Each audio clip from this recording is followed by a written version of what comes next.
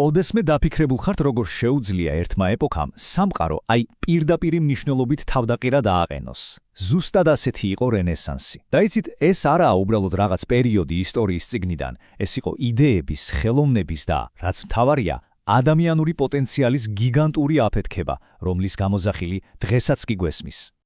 ხო და ამ ყველაფრის უკან ერთი ძალიან დიდი და სიმართლე გითხრათ დრამატული კითხვა დგას. როგორ მოახერხა ერთადერთმა ეპოქამ სულ რაღაც რამდენიმე საუკუნეში ევროპული სამყაროს ასე ფუნდამენტალურად შეცვლა? მოდით ერთად გავყვეთ ამ ამბავს, პასუხი ნამდვილად გაგაოცებთ. კარგი, მოდით დავიწყოთ თავიდან. ყველაფერი ხომ ახალი ეპოქის დაბადებით იწყება. აი მომენტით, როცა შუა საუკუნეების, ასე ვთქვათ, ბინდი ნელ-ნელა გაიფანტა და სრულიად ახალი განთიადი დადგა.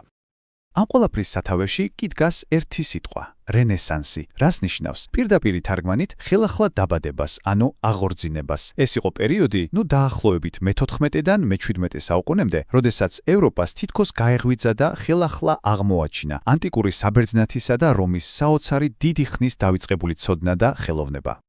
მაგრამ იცით, ეს ცვლილება ბევრად მეტი იყო, ვიდრე უბრალოდ ლამაზი ნახატები და ქანდაკებები. შეიცვალა მთავარი სოფლხვედველობა. აი წარმოიდგინეთ, შუა საუკუნეებში ადამიანი ძირითადად გადარჩენაზე და სულის ხსნაზე ფიქრობდა. და უცებ, პამ, რენესანსის ეპოქაში ყურადღების ცენტრში გადმოდის სამყაროს კვლევა და ადამიანის თითქმის უსაზღრო პოტენციალი. ეს იყო ნამდვილი ფსიქოლოგიური რევოლუცია. აი, აქ კი მივდივართ ძალიან საინტერესო კითხვასთან. ამდენი ადგილიდან რატომ მაინც და მაინც იტალია? რა გახადა ეს მიწა ასეთი გრანდიოზული ცვლილებების იდეალურ აკუნად? ხო, მართლა, რატომ მაინთო ეს ცეცხლი სწორედ იტალიაში და არა ვთქვათ საფრანგეთში ან ინგლისში? პასუხი იმალება რამდენიმე უნიკალური ფაქტორის, ასე ვთქვათ იდეალურ შტორმში.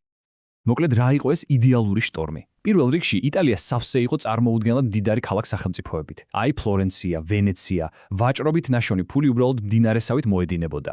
და რას აკეთებ ამდენ ფულს? თუ მედიჩების მსგავსი ძლიერი ოჯახი ხარ, რა თქმა უნდა, ხელოვნებაში აბანდებ.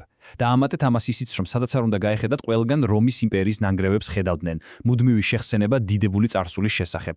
და ბოლოს იტალია იყო გზაჯვარედინი, სადაც აღმოსავლეთიდან მუდმივად შემოდიოდა ახალი იდეები და საქონელი. ეს ყველაფერი ერთად შეიკრა. კარგით, ფული და ისტორია ქმნიდა იდეალურ ნიადაგს, მაგრამ რენესანსს სჭირდებოდა ძრავა, ინტელექტუალური ძრავა, რომელიც ამ ყველაფერს დაძრავდა. და აი, ეს ძრავა გახდა ჰუმანიზმი, რევოლუციური ფილოსოფია, რომელმაც სამყაროს ცენტრში ღმერთის ნაცვლად ადამიანი მოაქცია. მაშ, რა იყო ეს ჰუმანიზმი სინამდვილეში? ეს იყო ინტელექტუალური მოძრაობა, რომელმაც ზეცისკენ ყურების ნაცვლად მზერა ადამიანისკენ მიმართა. მის პოტენციალზე, მის მიღწევებზე, მის გონებაზე. ფოკუსი მარტივად რომ ვთქვათ, ღვთაებრივიდან ადამიანურზე გადმოვიდა, ანუ თავად ინდივიდზე. და ეს იყო აზროვნების რადიკალური, წარმოუდგენელი ცვლილება. დაფიქრდით, შუა საუკუნეებში დომინანტური აზრი იყო, რომ ეს ცხოვრება მხოლოდ გამოცდაა საიქიოსთვის. ჰუმანისტებმა კითხვეს, არა, მოიცათ, ამ ცხოვრებას აქ და ახლა თავისავადი ღირებულება აქვს და ცოდნა კაცობრიობის გასაუმჯობესებლად უნდა გამოვიყენოთ. წარმოგიდგენიათ, რა გამბედაობა სჭირდებოდა ამის თქმას იმ დროში. უზარმაზარი. ამ სულისკვეთებას კი ყველაზე კარგად იტალიელი ფილოსოფოსის პიკო დელა მირანდოლას სიტყვები აღწერს, რომელიც დაახლოებით ასე ჟღერს: იყო ადამიანი ნიშნავს იყო უსაზღრო ძალისა და პოტენციალის მქონე არსება. ეს ხომ პირდაპირი მოწოდებაა, არა? გეუბნება, გახდი საკუთარი თავის საუკეთესო ვერსიაო. და საჩანს ეს ახალი ფილოსოფია ყველაზე კარგად, ყველაზე თვალნათლივ, რა თქმა უნდა ხელოვნებაში. ჰუმანიზმმა აქ ნამდვილი რევოლუცია მოახდინა და მხატვრებს სამყაროს სრულიად ახალი თვალით დაანახა.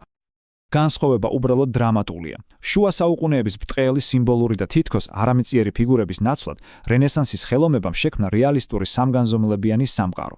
ტილოებზე უცებ გაცოცხლდნენ ნამდვილი ადამიანები, თავისი ემოციებით, ნაკლოვანებებითა და, რა თქმა უნდა, სილამაზით.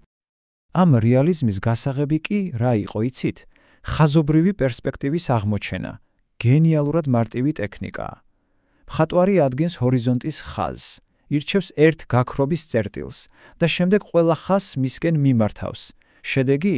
სიღრმის სრულყოფილი ილუზია.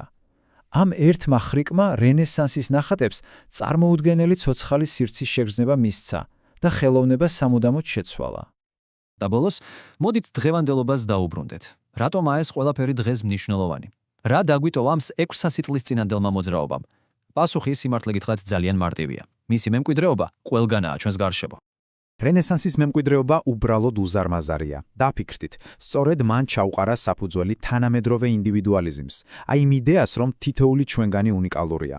მან შვა მეცნიერული მეთოდი, მან შექმნა რენესანსის ადამიანის იდეალი, ხომ იცით, მრავალმხრივი გენიოსის. და მან დაგვიტოვა ერთგვარი შაბლონი, რომელსაც დღემდე ვიყენებთ ხელოვნებაში, არქიტექტურასა და პოლიტიკაშიც კი. ასე რომ შემდეგ ჯერზე, როცა რეალისტურ ნახატს შეხედავთ, ან მეცნიერულ აღმოჩენაზე გაიგებთ, ამ თუნდაც უბრალოდ ერთი წამით საკუთარ ინდივიდუალურობას დააფასებთ, დაფიქრდით, ამ ყველაფრის რა ნაწილია რენესანსის მემკვიდრეობა, რომელსაც დღეს უკვე ალბათ ჩვეულებრივ მოვლენად აღვიქვამთ.